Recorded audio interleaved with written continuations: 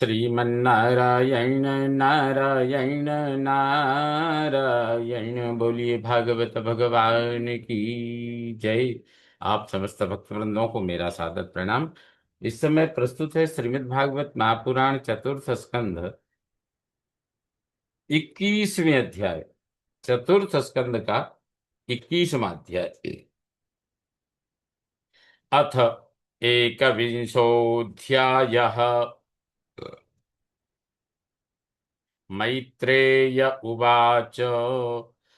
मौक्तिकैकुसुमस्रग्भिर्दुकूलैः महासुरभिर्दीपैर्मण्डितं तत्र तत्र वै। तत्र तत्र वै वह नगर, स्थान स्थान पर, तत्र तत्र वही निश्चित ही उस स्थान पर, मौक्तिकई ही कुसुमस्रग भी ही, मोतियों मौक्तिकई मोतियों और कुसुमस्रग भी ही पुष्पों की मालाओं से, दुकूलई ही वस्त्रों से, स्वर्ण तोरणई ही स्वर्ण के तोरण द्वारों से, महासुरभि भी बहुत अधिक सुगंधित धूप से, दीपई ही दीपकों से, मंडितम सुशोभित सुंदर सजा हुआ था। कहते हैं, अर्थात मैत्रेय जी कहते हैं कि हे विदुर जी, उस समय महाराज पृथु का नगर सर्वत्र मोतियों की लड़ियों, फूलों की मालाओं, रंग बिरंगे वस्त्रों, सोने के दरवाजों और अत्यंत सुगंधित धूपों से सुशोभित था।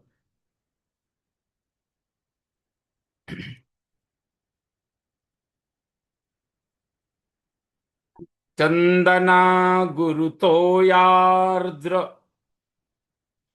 रथ्या चत्वरमार्गवत्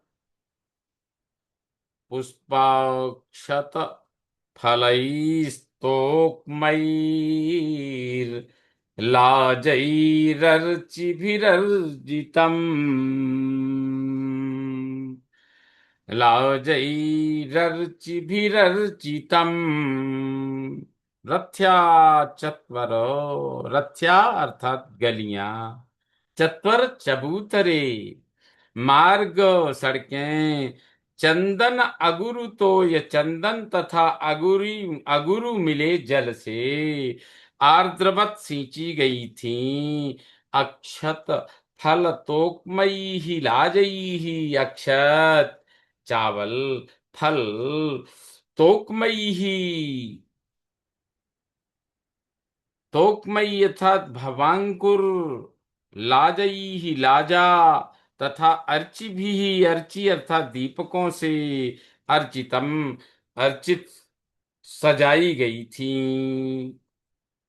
अर्थात कहते हैं कि वहां मैत्रेय जी कहते हैं, हे विदुर, उस नगर की, उस महानगर की, उस राजधानी की गलियां, चौक और सड़कें चंदन और अरगजे के जल से सींच दी गई थीं, तथा उसे पुष्प, अक्षत, फल, यवांकुर, खील और दीपक आदि मांगलिक द्रव्यों से सजाया गया था।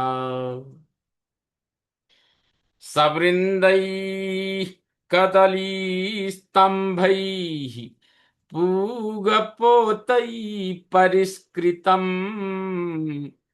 तरुपल्लवमालाभिः सर्वतः समलङ्कृतम्।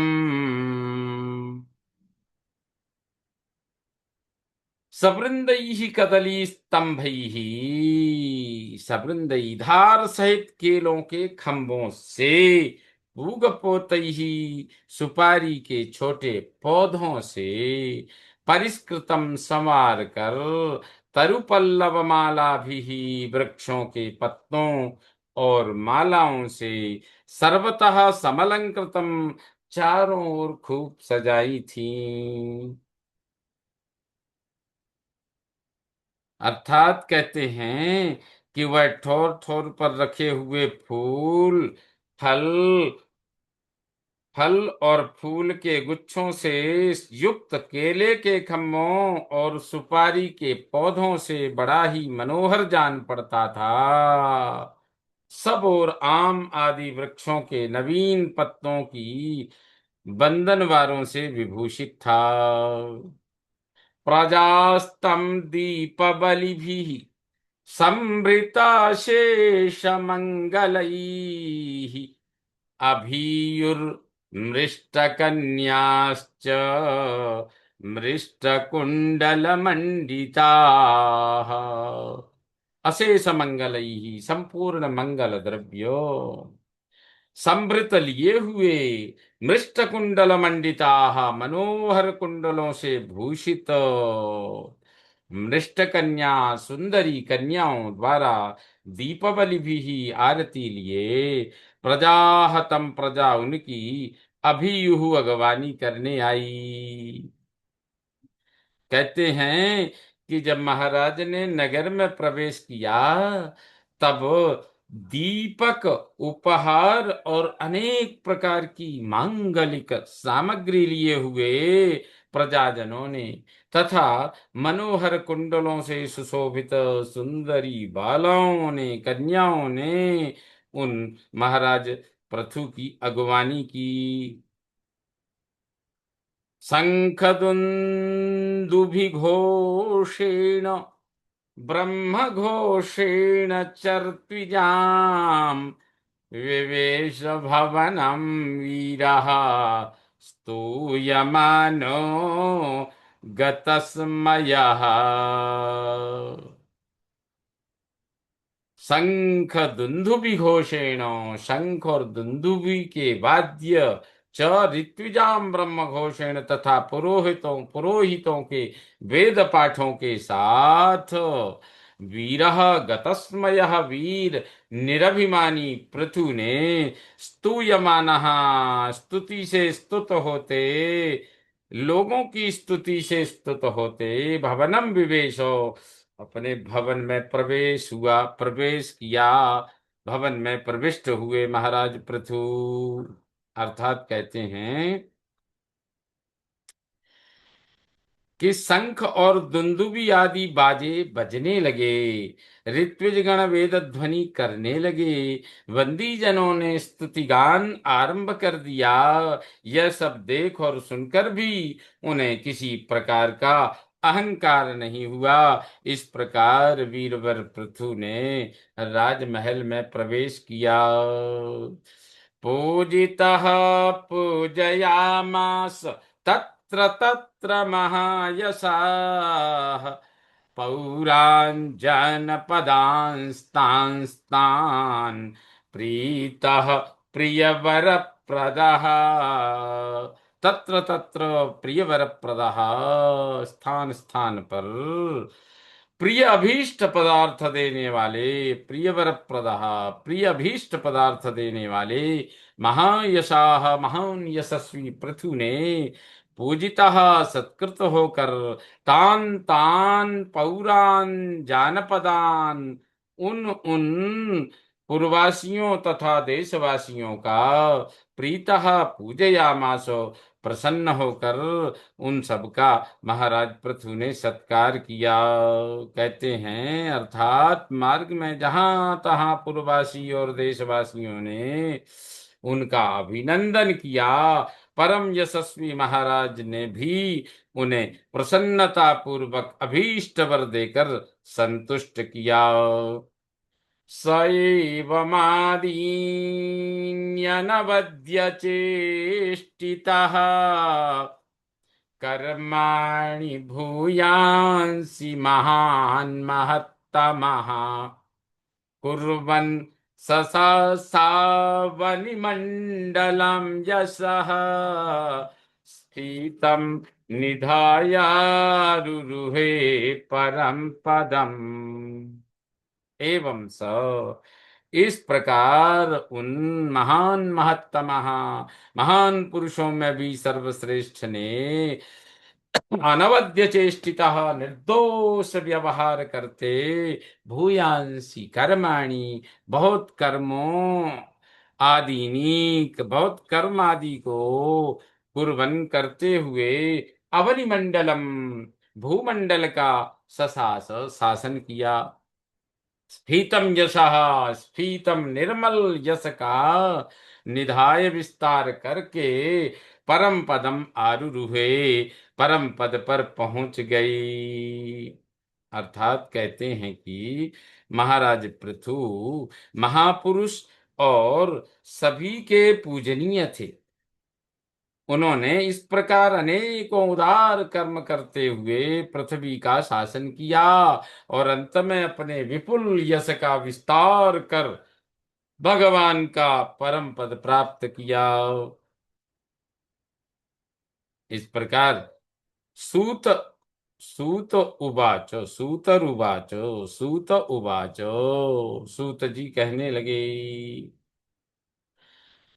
तदादिराज्यस्य यशो विजृम्भितम् गुणैरशेषैर्गुणवत्सभाजितम् क्षत्ता महाभागवतः सदस्पते कौशारविं प्राह गृणन्तमर्चयन्।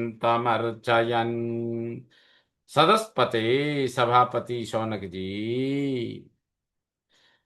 सूत जी कहते हैं, ये सभापति शौनक जी, तत् आदिराज्यस्योनादिराज पृथु का गुणवत् सभाजितम, गुणवानों द्वारा प्रशंसित अशेषैः गुणैः विजिम्बितम यशः, संपूर्ण गुणों से पूर्ण सुयश कौशारविम गृणंतम, कौशारवी अर्थात मैत्रेय द्वारा वर्णित सुनकर महाभागवत छत्ता, महाभागवत विदुर ने अर्चयन प्राह, उन मैत्रेय जी का अर्थात कौशारवी मैत्रेय जी का अभिनंदन करते हुए कहा। विदुर उवाच, इस प्रकार से कहते इसका अभिप्राय यह हुआ कि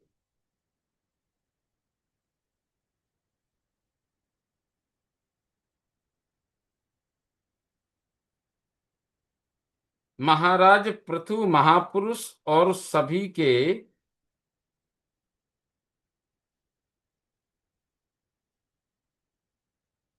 कहते हैं, सूत जी कह रहे हैं, इसका अभिप्राय ये सूत जी कहते हैं कि हे शौनक जी, हे मुनिवर शौनक जी, इस प्रकार भगवान मैत्रेय के मुख से आदिराज पृथु का अनेक प्रकार के गुणों से संपन्न और गुणवानों द्वारा प्रशंसित विस्तृत सुयस सुनकर परम भागवत विदुर जी ने उनका अभिनंदन करते हुए कहा। सूत जी शौनक जी से कह रहे हैं कि इस प्रकार से मैत्रेय जी अर्थात कौशारवी, मैत्रेय जी को कहते हैं कौशारवी, मैत्रेय जी से छत्ता अर्थात विदुर ने यह सब प्रसंग सुना, तो विदुर ने उनसे फिर प्रश्न किया। विदुर उवाच, सोऽभिषिक्तः पृथुर्विप्रैर्लब्धा शेषसुरार्हणः बिभ्रत् स वैष्णवं तेजो बाह्वोर्याभ्यां दुदोहगाम। सह पृथु, उन पृथु का विप्र ही अभिषिक्त ब्राह्मणों द्वारा हुआ अभिषेक, उन ब्राह्मणों के द्वारा अभिषेक हुआ, अशेष सुरारहण लब्धा, सभी देवताओं से उपहार प्राप्त करके, स बाह्वो, उन्होंने भुजाओं से वैष्णवम तेज, वैष्णव तेज विभ्रत धारण किया, याभ्याम गाम दुदोह, जिनसे पृथ्वी का दोहन किया। अर्थात कहते हैं कि विदुर जी बोले, हे ब्रह्मन, हे मैत्रेय जी, ब्राह्मणों ने पृथु का अभिषेक किया, समस्त देवताओं ने उपहार दिए, उन्होंने अपनी भुजाओं में वैष्णव तेज को धारण किया और उससे पृथ्वी का दोहन किया। कोन्वस्य कीर्तिम न शृणोत्यभिज्ञो यद विक्रमोच्छेष्टमशेष भूपाः लोका सपाला उपजीवन्ति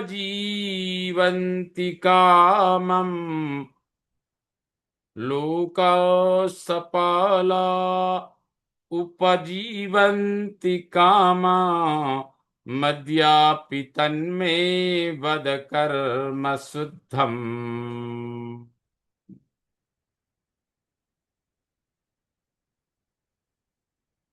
अर्थात यद विक्रम उच्छिष्टम, जिनके पराक्रम के उच्छिष्ट भोगों से, जूठे भोगों से अशेष भूपाः, सब राजा लोग तथा सपाला लोकपाला, लोकपालों के साथ सब लोग अद्य अपि, आज भी कामम उपजीवंती, इच्छानुसार जीवन निर्वाह करते हैं।